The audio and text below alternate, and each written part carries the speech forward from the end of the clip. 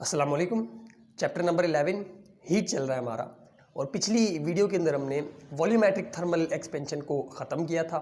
और ये कहा था कि अगली वीडियो के अंदर यानी कि इस वाली वीडियो के अंदर हम एक डेरिवेशन को परफॉर्म करेंगे जो कि एक मैथमेटिकल प्रूफ भी है कि जो हमारे पास बीटा होता है वो 3 अल्फ़ा के इक्वल होता है। ये वाली वीडियो समझने के लिए आपको वॉल्यूमेट्रिक थर्मल एक्सपेंशन और लीनियर थर्मल एक्सपेंशन वाली वीडियो जो है वो लाजमी देखनी पड़ेगी या उसके अंदर जो कॉन्सेप्ट्स हैं वो लाजमी पता होने चाहिए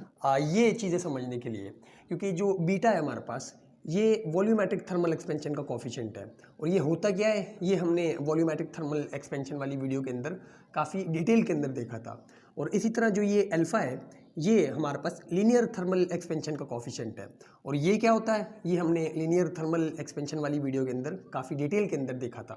कि जो अल्फ़ा होता है वो क्या होता है और जो बीटा होता है असल में ये क्या होता है। इसके अलावा वॉल्यूम के बारे में आपको पता होना चाहिए।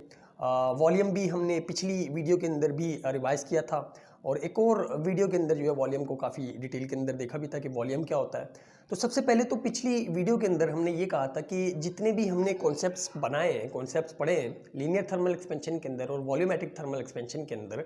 ये जो चीज़ है ये वैसे ही समझ में आ जानी चाहिए। बीटा क्यों 3 अल्फ़ा के इक्वल होता है, तो इसको सबसे पहले तो वैसे ही समझते हैं कॉन्सेप्ट्स के ज़रिए से, कॉमन ऑब्जर्वेशन के ज़रिए से कि असल में जो बीटा है वो 3 अल्फ़ा के इक्वल कैसे है। और फिर इसके बाद जो है वो हम लोग डेरिवेशन भी करेंगे इसकी, यानी कि मैथमेटिकली भी इसको प्रूफ करेंगे कि जो हमारे पास बीटा वो 3 अल्फ़ा के इक्वल होता है। तो अगर सबसे पहले हम बात करें beta is equal to 3 alpha की, तो इसके अंदर जो बीटा है ये हमारे पास वॉल्यूमेट्रिक थर्मल एक्सपेंशन का कोफिशिएंट है और जो हमारे पास ये अल्फ़ा है ये लीनियर थर्मल एक्सपेंशन का कोफिशिएंट है। और हमें पता है कि लीनियर थर्मल एक्सपेंशन और वॉल्यूमेट्रिक थर्मल एक्सपेंशन क्या होती है। तो अल्फ़ा हमें पता है कि वो सिर्फ 1 डायमेंशनल एक्सपेंशन के लिए होता है, यानी कि सिर्फ एक डायमेंशन के अंदर सिर्फ लेंथ के अंदर अगर इजाफा है तो यहाँ पे जो हम कोफिशिएंट यूज़ करते हैं वो अल्फ़ा होता है। और अगर बीटा की बात करें तो हमें पता है कि अगर 3 डायमेंशनल एक्सपेंशन हो यानी कि वॉल्यूम के अंदर इंक्रीज़ आए तो हम वॉल्यूमेट्रिक थर्मल एक्सपेंशन जो है वो यूज़ करते हैं जो कि बीटा होता है। अगर इसके वॉल्यूम के अंदर इंक्रीज़ आए, तीनों डायमेंशंस के अंदर इंक्रीज़ आए, तो हमारे पास जो चीज़ होती है या फिर जो कोफिशिएंट हम लोग यूज़ करते हैं यहाँ पे वो बीटा होता है। और हमें पता है कि जो वॉल्यूम होता है वो 3 डायमेंशनल होता है, यानी कि लेंथ, ब्रेथ और साथ में हाइट। तो अगर हम इसको तोड़ के इस तरह से देखें इस वॉल्यूमेट्रिक थर्मल एक्सपेंशन को कि इसकी लेंथ के अंदर भी इजाफा आ रहा है, ब्रेथ के अंदर भी इजाफा आ रहा है और हाइट के अंदर भी इजाफा आ रहा है, जो कि हमने पिछली वीडियो के अंदर देखा था कि जो हमारे पास इंक्रीज आता है इन तीनों लेंथ के अंदर आता है। तो अगर तोड़ तोड़ के देखें कि अगर सिर्फ जो इंक्रीज़ आ रहा है वो इसकी लेंथ के अंदर आ रहा है तो इसकी लेंथ के लिए क्या हम लोग ये अल्फ़ा यूज़ कर सकते हैं? बिल्कुल यूज़ कर सकते हैं, क्योंकि जो अल्फ़ा है वो लीनियर थर्मल एक्सपेंशन के लिए ही होता है। तो अगर इसको हम लोग सिर्फ लीनियरली ऑब्ज़र्व करें या देखें या फिर इसको सिर्फ लीनियरली कंसिडर करें तो यहाँ पे इसकी लीनियर के लिए एक अल्फ़ा, और चूँकि ये भी एक लेंथ ही है, ये जो ब्रेथ होती है ये भी एक लेंथ ही होती है, तो इसके लिए भी जो हम लोग कोफिशिएंट अगर इसको कंसिडर करें सिर्फ इसको, अब बाकी दो को छोड़ दें, तो इसके लिए भी हमारे पास एक और अल्फ़ा आ जाएगा और इसी तरह हाइट के लिए भी एक और अल्फ़ा आ जाएगा। तीनों की लेंथ यानी कि तीनों को बारी बारी तोड़ के इस पूरे के पूरे वॉल्यूम को एक एक करके देखें, 1 डायमेंशन में करके देखें, तो हमारे पास हर लेंथ के लिए एक एक अल्फ़ा आता है। और ये जो अल्फ़ा होते हैं ये तीनों की तीनों सेम होते हैं। क्यों? क्योंकि जो मटेरियल है ये सेम है। ये क्यूब जो होगा वो एक ही मटेरियल का बना होगा, या फिर जो ये हमारे पास चीज़ होगी इसका मटेरियल एक ही होगा। अगर कॉपर है तो ये कॉपर का ही होगा, एल्युमिनियम है तो एल्युमिनियम का ही होगा, आयरन है तो आयरन का ही होगा। तो इसके लिए जो अल्फ़ा की वैल्यू होगी तीनों के लिए, तीनों लेंथ के अंदर वो सेम होगी। तो अगर इन तीनों को ऐड करें तो हमारे पास 3 अल्फ़ा बनता है और इसी को कलेक्टिवली हम लोग जो है वो बीटा बोल रहे होते हैं। यानी कि तभी जो बीटा होता है वो 3 अल्फ़ा के इक्वल होता है, यानी कि बीटा के अंदर 3 लेंथ आ रही होती है। और यही बेसिक डिफरेंस है वॉल्यूमेट्रिक थर्मल एक्सपेंशन का और लीनियर थर्मल एक्सपेंशन का, कि लीनियर थर्मल एक्सपेंशन सिर्फ 1 डायमेंशनल होती है तो इसलिए इसके लिए एक अल्फ़ा होता है, और जो कि वॉल्यूमेट्रिक थर्मल एक्सपेंशन होती है इसके अंदर 3 डायमेंशंस होती हैं, लेंथ, ब्रेथ और हाइट। तो इसलिए अगर इसके लिए अल्फ़ा की वैल्यू देखें हम लोग तो वो तीनों के लिए आएगी। यहाँ पे भी एक अल्फ़ा, यहाँ पे भी एक अल्फ़ा और यहाँ पे भी एक अल्फ़ा, और इन तीनों को ऐड करें तो हमारे पास 3 अल्फ़ा बनता है, और इसी 3 अल्फ़ा को हम लोग कलेक्टिवली बीटा बोल रहे होते हैं। तो ये तो हमने इसको कॉमन ऑब्जर्वेशन से और जो अपने कॉन्सेप्ट्स थे उनके ज़रिए से समझ लिया। अब इसको प्रूफ कैसे किया जाए, यानी कि मैथमेटिकली कैसे इसको प्रूफ किया जाए कि जो बीटा है वो 3 अल्फ़ा के इक्वल होता है। तो उसकी डेरिवेशन हम लोग स्टार्ट करते हैं beta is equals to 3 alpha की, और मैथमेटिकली भी प्रूफ करके लेके आएंगे कि वाकई में जो बीटा होता है वो 3 अल्फ़ा के इक्वल होता है। तो यहाँ पे लिखेंगे कि हम डेरिवेशन करने वाले हैं beta is equals to 3 alpha की, और इसकी डेरिवेशन से पहले हमारे पास कुछ फार्मूले हैं जो आपको पता होने चाहिए। वो कौन कौन से हैं कि हमारे पास जो हमने L2 का फार्मूला बनाया था, यानी कि फाइनल लेंथ निकालने का फार्मूला बनाया था लीनियर थर्मल एक्सपेंशन के अंदर, वो क्या था कि L1 into 1 plus alpha delta T. ये हमारे पास दूसरा फार्मूला था लीनियर थर्मल एक्सपेंशन के अंदर। इसको आपने जो है वो याद रखना है। इसी तरह जो हमारे पास चेंज इन वॉल्यूम का फार्मूला था वो किसके इक्वल था, वो हमारे पास इक्वल था V1 बीटा डेल्टा टी के, जो कि पहला फार्मूला था हमारे पास वॉल्यूमेट्रिक थर्मल एक्सपेंशन के अंदर। इसी तरह जो हमारे पीछे फार्मूले थे, जो वॉल्यूम होता है वो length multiply by breath multiply by height के इक्वल होता है। और इसी तरह एक मैथमेटिकल फार्मूला है जो कि आपने मैथमेटिक्स के अंदर जो है वो पढ़ा होगा, वो भी यहाँ पे यूज़ होगा, जो कि a प्लस बी का होल क्यूब है। और हमें पता है कि ये इक्वल होता है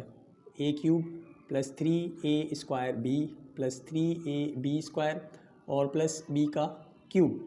तो ये वाले सारे फार्मूले जो हैं वो हमारे पास इसकी डेरिवेशन के अंदर इस्तेमाल होंगे। तो सबसे पहले तो जो है वो ये वाले फार्मूले आपने जहन में रखने हैं।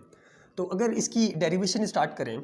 तो सबसे पहले हम एक क्यूब कंसीडर करेंगे कि हमारे पास जो है वो एक क्यूब है, और ये जो क्यूब है ये हमारे पास बिफोर हीटिंग है, यानी कि इसको भी हमने हीट नहीं किया। तो हमें पता है कि जो ये क्यूब है इसकी जो ये लेंथ है इसको हम L1 बोलेंगे, और ये जो इसकी ब्रेथ है इसको ब्रेथ 1 बोलेंगे, और ये जो हाइट है इसको इसकी हाइट 1 बोलेंगे, यानी कि ये बिफोर हीटिंग है। यहाँ पे लिख देते हैं कि ये बिफोर हीटिंग है, अभी हमने इसको हीट नहीं किया। तो ये जो है वो हमारे पास क्यूब है जिसकी जो लेंथ है वो L1 है, ब्रेथ जो है वो हमारे पास B1 है, और जो हाइट है वो H1 है। तो अगर बिफोर हीटिंग जो है वो हमारे पास वॉल्यूम हम कैलकुलेट करना चाहें इस क्यूब का, तो बिफोर हीटिंग इसका वॉल्यूम किसके इक्वल होगा, इस वाले फार्मूले से हम लोग निकालेंगे, और वो किसके इक्वल आएगा, V1 equals to length 1 multiply by breadth 1 multiplied by H, यानी कि हाइट 1। तो ये हमारे पास पहली इक्वेशन बन गई, यानी कि यहाँ से जो है वो हमारी डेरिवेशन स्टार्ट हो रही है, और ये हमने पहली इक्वेशन बना ली, यानी कि इसका वॉल्यूम जो है वो बिफोर हीटिंग वो V1 की इक्वल होगा, जो कि इक्वल है L1 multiply by B1 multiply by H1। अब आफ्टर हीटिंग क्या होगा कि हमें पता है कि आफ्टर हीटिंग जब हम इस ब्लॉक को हीट करना स्टार्ट करेंगे तो इसकी जो ये वाली लेंथ है ये भी इंक्रीज़ हो जाएगी, इसकी जो ब्रेथ है ये भी इंक्रीज़ हो जाएगी, और जो हाइट है ये भी इंक्रीज़ हो जाएगी। और इंक्रीज़ होने के बाद क्या होगा कि जो हमारे पास ये ब्लॉक है या फिर ये जो हमारे पास क्यूब है ये बड़ा हो जाएगा, यानी कि लेंथ और ब्रेथ और हाइट तीनों इसकी जो है वो इंक्रीज़ हो जाएंगी। तो जो इसकी अब फाइनल लेंथ होगी, यानी कि इसकी जो लेंथ थी पहले इतनी थी, अब जो है वो बढ़ गई, यानी कि इसकी जो लेंथ है वो L2 हो गई, इसकी जो ब्रेथ थी वो अब B2 हो गई, इसकी जो हाइट थी वो अब H2 हो गई। तो हमें पता है कि अगर हमें ये L2 निकालनी हो लीनियर थर्मल एक्सपेंशन को अगर यहाँ पे कंसिडर करें, यानी कि सिर्फ ये वाली लेंथ को कंसिडर करें, और हमें निकालना हो कि इसके अंदर या फिर इसकी जो फाइनल लेंथ है वो अब कितनी हो गई है हीट देने के बाद, तो ये वाला फार्मूला जो हम लोग अप्लाई करेंगे तो लेंथ 2 जो है वो इक्वल हो जाएगी हमारे पास L1 into 1 plus alpha delta T के। इसी तरह अगर ब्रेथ 2 निकालनी हो तो उसके लिए जो हमारे पास फार्मूला होगा वहाँ L की जगह पे जो B आ जाएगा, यानी कि ब्रेथ 2 निकालने के लिए, क्योंकि जो ये ब्रेथ है ये भी एक लेंथ ही है, तो लेंथ के लिए भी यही वाला फार्मूला लगेगा कि अगर ये जो हमारे पास चेंज हुआ है, यानी कि ये जो फाइनल लेंथ आई है इस ब्रेथ के अंदर, ये कैसे निकालेंगे, B2 is equals to B1 1 plus alpha delta T. इसी तरह जो हमारे पास H2 है वो इक्वल हो जाएगा H1 into 1 plus alpha delta T के।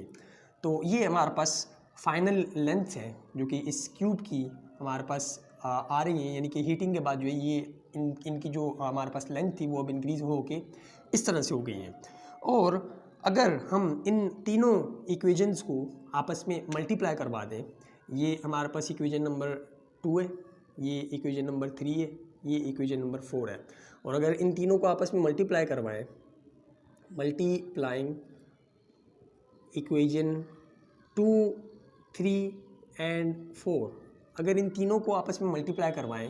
तो ये जो लेफ़्ट हैंड साइड है ये आपस में मल्टीप्लाई होगी तीनों की तीनों, और ये जो राइट हैंड साइड है ये आपस में मल्टीप्लाई होंगी। तो हमारे पास जो आंसर आएगा वो क्या आएगा, यानी कि अगर इनकी लेफ़्ट हैंड साइड तीनों की तीनों मल्टीप्लाई करवा दें तो L2 मल्टीप्लाइड बाय B2 और मल्टीप्लाइड बाय H2,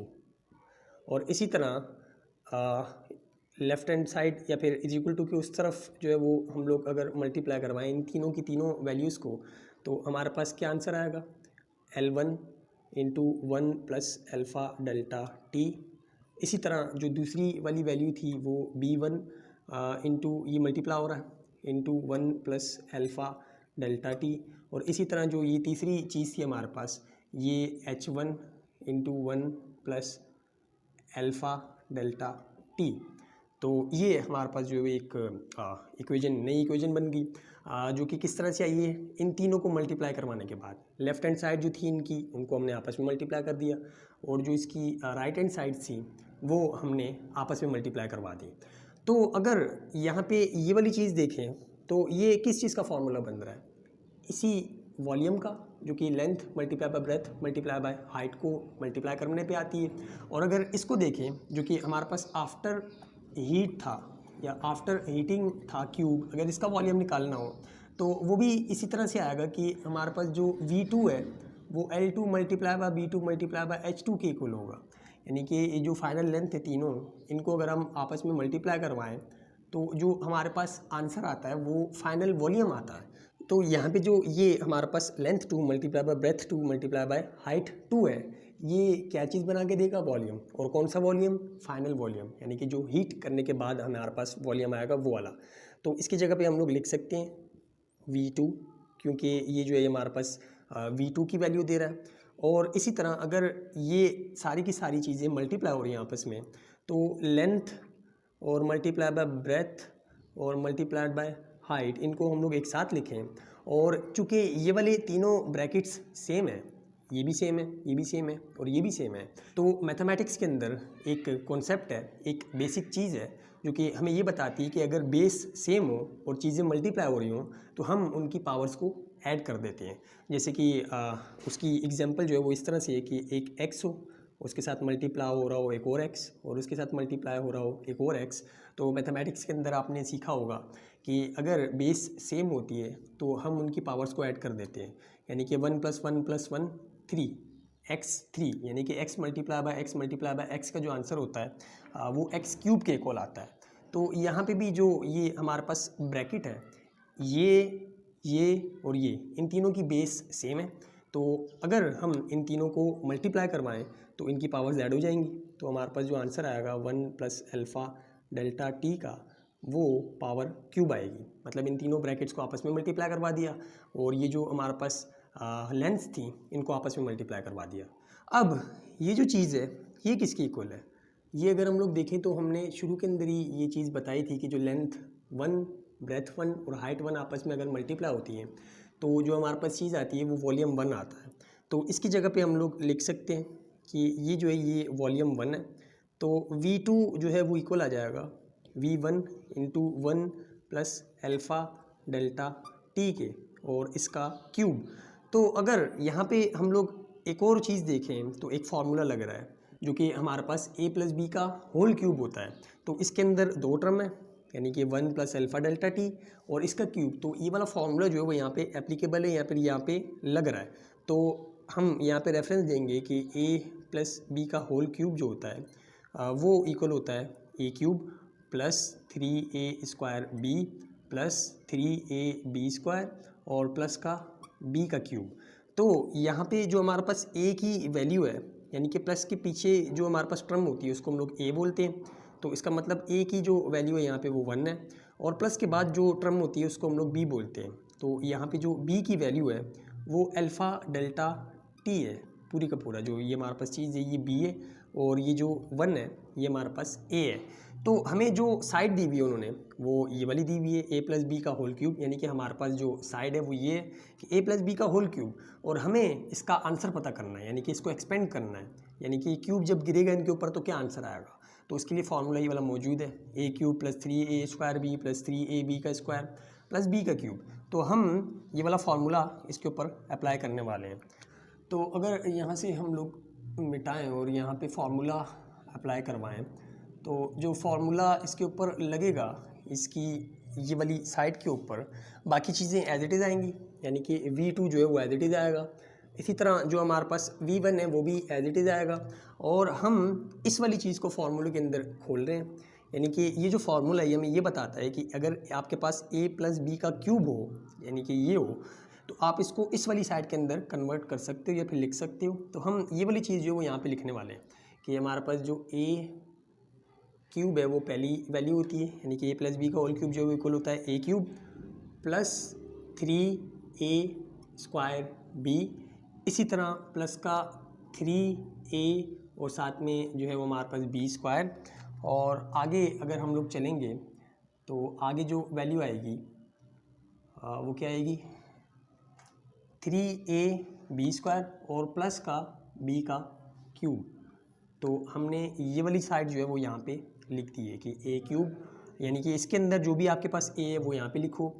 फिर इसके बाद 3 और साथ में a जो है वो यहाँ पे लिखो, जो b है वो यहाँ पे लिखो, 3 यहाँ पे लिखो, a यहाँ पे लिखो, b यहाँ पे लिखो, और जो b क्यूब है वो यहाँ पे लिखो। तो हमारे पास जो a की वैल्यू है इस वाले फार्मूले के अंदर या फिर इस वाली चीज़ के अंदर वो 1 है, तो हम a की जगह पे 1 1 डालते जाते हैं। तो मैच करो, पहले वाली जो हमारे पास टर्म थी इसके अंदर 1 डालना है, फिर 3 लिखना है, 3 लिखा हुआ है, फिर a डालना है तो यहाँ पे हमने 1 डाल दिया, फिर b है, b को अभी फ़िलहाल हम लोग छोड़ रहे हैं, फिर 3 है और साथ में a है तो a की जगह पे 1। अब जो है वो b की बारी आती है, तो b जो है वो हमारे पास अल्फ़ा डेल्टा टी है। तो इस वाली फार्मूले के अंदर जहाँ जहाँ b आ रहा है हम उसकी जगह पे अल्फ़ा डेल्टा टी डालते जाएंगे। तो यहाँ पे भी जो है वो हमारे पास अल्फ़ा डेल्टा टी आएगा, अल्फ़ा डेल्टा टी। इसी तरह यहाँ पे भी जो है हमारे पास अल्फ़ा डेल्टा टी आएगा, अल्फ़ा डेल्टा टी और ऊपर होल स्क्वायर। और इसी तरह जो है वो यहाँ पे भी जो है वो हमारे पास अल्फ़ा डेल्टा टी आएगा और इसके ऊपर होल क्यूब। तो हमने क्या किया कि हमें ये वाली साइड दी हुई थी और हमने इसको कन्वर्ट कर दिया इस वाली साइड के अंदर। इसके अंदर जो हमारे पास a था वो 1 था, जो b था वो अल्फ़ा डेल्टा टी था। तो जहाँ जहाँ हमारे पास a आ रहा था वहाँ वहाँ हमने 1 डाल दिया, और जहाँ जहाँ b आ रहा था वहाँ पे हमने अल्फ़ा डेल्टा टी डाल दिया। तो अगर अब इसको सॉल्व करें तो जो हमारे पास चीज़ बनेगी वो क्या बनेगी, v2 is equals to v1, और 1 का क्यूब जो होता है वो हमारे पास 1 ही होता है तो 1। और इसी तरह 3 जब 1 के साथ मल्टीप्लाई होगा, यानी कि 1 का जो स्क्वायर होता है वो भी 1 होता है, तो 3 इंटू 1, और जो अल्फ़ा डेल्टा टी है ये एज इट इज़। और यहाँ पे जो ये वाली चीज़ आएगी 3 1 3, और जब स्क्वायर इन दोनों पे गिरेगा तो अल्फ़ा का स्क्वायर और डेल्टा टी का स्क्वायर। और इसी तरह जब क्यूब दोनों पे गिरेगा तो अल्फ़ा का क्यूब और डेल्टा टी का क्यूब। ये हमने जो है इसको एक्सपेंड कर दिया, और अगर फर्दर इसको एक्सपेंड करें तो हमारे पास जो आंसर आएगा वो 1 + 3 इंटू अल्फ़ा डेल्टा टी आएगा, यानी कि 3 1 3 और साथ में अल्फ़ा डेल्टा टी, और इसी तरह 3 अल्फ़ा का स्क्वायर डेल्टा टी का स्क्वायर, और इसी तरह जो आगे अल्फ़ा की पावर क्यूब है और डेल्टा की पावर क्यूब है वो एज इट इज़ आ जाएगी, प्लस अल्फ़ा का क्यूब और डेल्टा टी का क्यूब। और यहाँ पे एक चीज़ मेंशन करना जो है वो लाजमी है कि यहाँ पे अभी हम लोग जो है वो हायर पावर्स को निगलेक्ट करने वाले हैं। हायर पावर्स को निगलेक्ट करने का मतलब कि जो स्क्वायर वाली वैल्यूज़ हैं, अल्फ़ा के ऊपर स्क्वायर वाली वैल्यू जो है और क्यूब वाली वैल्यू जो है, इसको हम लोग निगलेक्ट करने वाले हैं। निगलेक्ट का मतलब कि नज़रअंदाज करने वाले हैं, इग्नोर करने वाले हैं। क्यों? क्योंकि अल्फ़ा की जो वैल्यू होती है वो काफ़ी ज़्यादा छोटी होती है। जैसे कि हमारे पास एक एग्जांपल है कि जो कॉपर है उसकी हमारे पास अल्फ़ा की जो वैल्यू है वो क्या है, वो इक्वल है 1.7 एक्सपोनेंट माइनस का 5, और ये काफ़ी छोटी वैल्यू है। एक्सपोनेंट माइनस का 5 का मतलब कि ये जो पॉइंट है ये 5 जंप खा के पीछे जाएगा और इस तरह से कुछ वैल्यू आएगी कि 0.000 और 0 साथ में 1 और 7, 1 2 3 4 और 5 इस तरह से। तो ये काफ़ी छोटी वैल्यू है 0.00017। अब अगर इसके ऊपर आप स्क्वायर कर दोगे, जैसे कि यहाँ पे स्क्वायर आया हुआ है यानी कि अल्फ़ा का स्क्वायर करो, तो ये हमारे पास अल्फ़ा की वैल्यू है। इसका जब स्क्वायर करोगे तो ये जो माइनस का 5 है ये माइनस का 10 बन जाएगा, यानी कि 10 जंप पे पीछे खिलाओ इस पॉइंट को, यानी कि 0.000000017 वो जो वैल्यू आएगी 0.0000017 वो निग्लिजिबल है, यानी कि ना होने के बराबर है। तो इसलिए जो स्क्वायर होता है, स्क्वायर करने से अल्फ़ा का हमारे पास वैल्यू और ज़्यादा कम हो जाती है। स्क्वायर करने से जो वैल्यू है वो और ज़्यादा कम हो जाती है। तो इसलिए जो हमारे पास वैल्यू आती है स्क्वायर करने के बाद हम उसको निगलेक्ट कर देते हैं, हम बोलते हैं कि इसकी वैल्यू ना होने के बराबर है, तो हम इसको इग्नोर कर रहे हैं। और इसी तरह अगर क्यूब करेंगे तो और ज़्यादा छोटी आएगी, यानी कि जो यहाँ पे स्क्वायर है अब इसकी जगह 3 आ जाएगा, और 3 5 से 15, यानी कि आप जो है वो हमारे पास और 15 जो हमारे पास ये पॉइंट है ये पीछे जंप खा के जाएगा। इसका मतलब जो वैल्यू वो और ज़्यादा छोटी आएगी, 0.0000000 करते करते जो है 17 आएगा। तो वो भी हमारे पास जो है वो काफ़ी ज़्यादा छोटी वैल्यू आ रही है। तो हम क्या करते हैं कि जो यहाँ पे हायर पावर्स हैं या फिर हायर ऑर्डर्स हैं उनको निगलेक्ट कर देते हैं। तो यहाँ पे लिखेंगे कि निगलेक्टिंग हायर पावर्स, यानी कि इस वाली पूरी वैल्यू को निगलेक्ट कर देंगे, हम लोग लेंगे ही नहीं। इस वाली पूरी वैल्यू को भी निगलेक्ट कर देंगे, हम लोग लेंगे ही नहीं, क्योंकि इसकी वैल्यू जो है वो काफ़ी ज़्यादा छोटी आ रही है। तो जो हमारे पास चीज़ बचेगी वो क्या बचेगी, v2 is equals to V1 into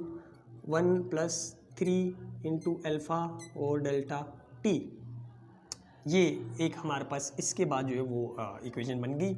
और अब हमें जो है वो यहाँ पे ये जो V1 है जब ये अंदर मल्टीप्लाई होगा, अगर इसको V1 को अगर हम लोग अंदर मल्टीप्लाई कर दें, चूँकि ये मल्टीप्लाई हो रहा है तो V1 जब 1 से मल्टीप्लाई होगा तो V1,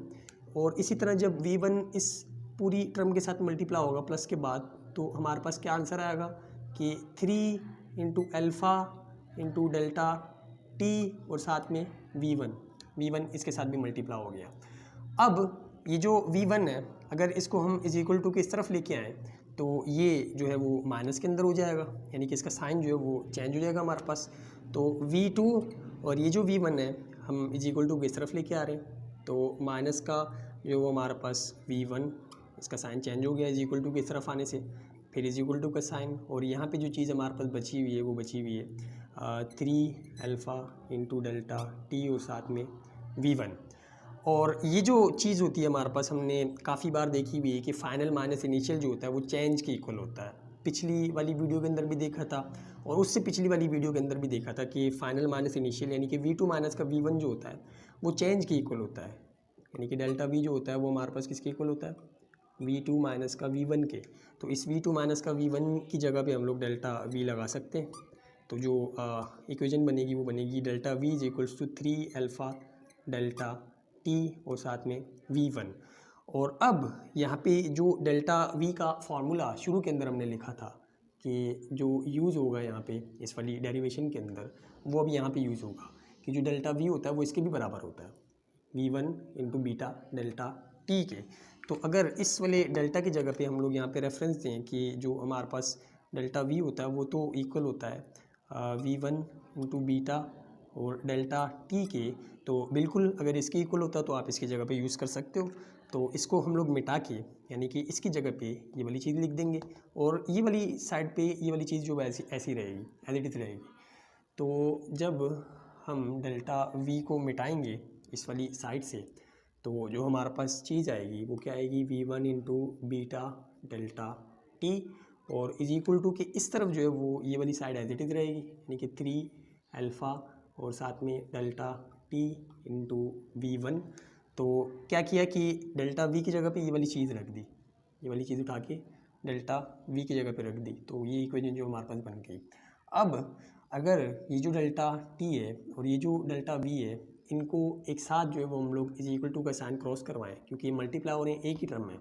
और ये इज इक्वल टू का साइन क्रॉस कर सकती है, और यहाँ पे जब आएगी तो इस पूरी की पूरी इस वाली टर्म से डिवाइड हो जाएगी।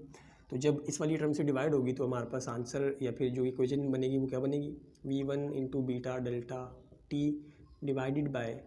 v1 और साथ में डेल्टा टी, या फिर डेल्टा टी और v1 एक ही बात है।